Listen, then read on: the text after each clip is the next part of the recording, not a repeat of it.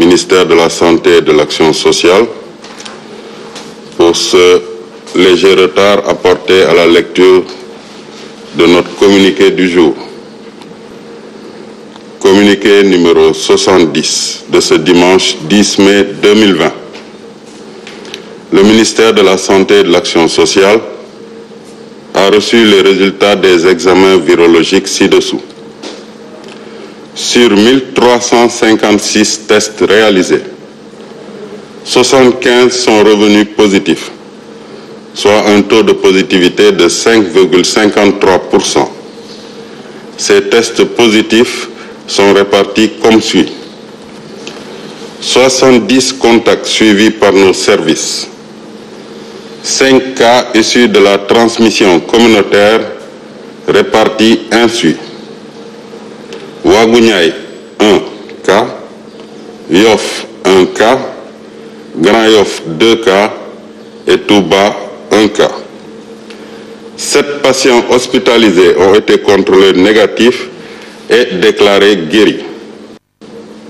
7 cas graves sont pris en charge dans les services de réanimation de l'hôpital Fann, 4 cas graves en prise en charge, hôpital régional de Ziguinchor, 1 cas grave, et l'hôpital principal, 2 cas graves, ce qui fait un total de 7 cas graves dans nos services.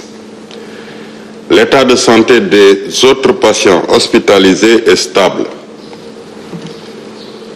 Le Sénégal vient d'enregistrer son 18e cas de décès lié au Covid-19.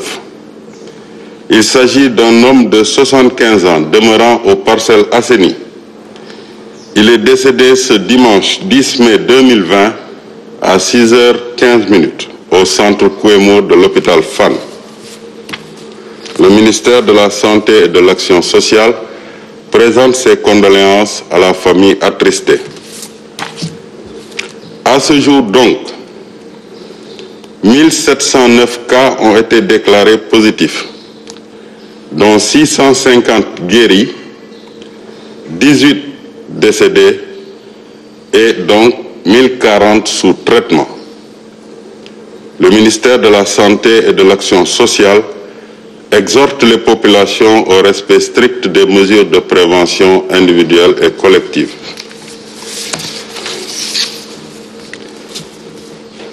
Gannaaw bu ma jàllalee jéggalu ministère de la santé ci tardé bi ñu gis tey ci lecture communiqué bi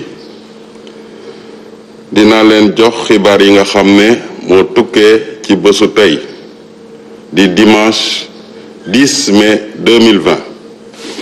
Ministère de la Santé et de l'Action sociale jot na résultat examen virologique yi ma leen di waaj a limal.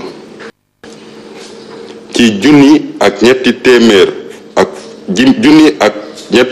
fukk ak juróom fukk ak ñett test yi ñu def juróom-ñett fukk ak ñett ñoo ci positif maanaam juróom-ñaar fukki cas contact ak juróom communautaire benn bi ci Waaguñaay benn bi ci Yoff ñaar yi ci Grand Yoff benn bi ci Touba.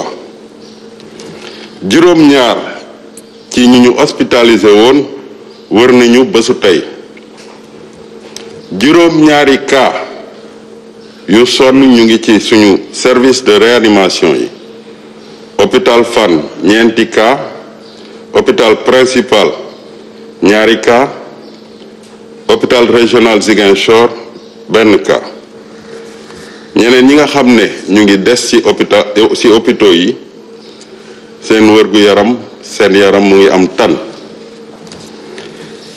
Sénégal am na tey fukk ak juróom-ñetteeli cas de décès bi nga xam ne feebar bi moo ko indi muy benn góor bu am 75 ans dëkkoon ci Parcelles Assainies ñàkk na bakkanam tey dimanche 10 mai 2020 ci fajar bi 6h15 jotee ci centre Kouemo bu hôpital Fann. Ministère de la Santé et de l'Action sociale mu ngi koy jaalee njabootam.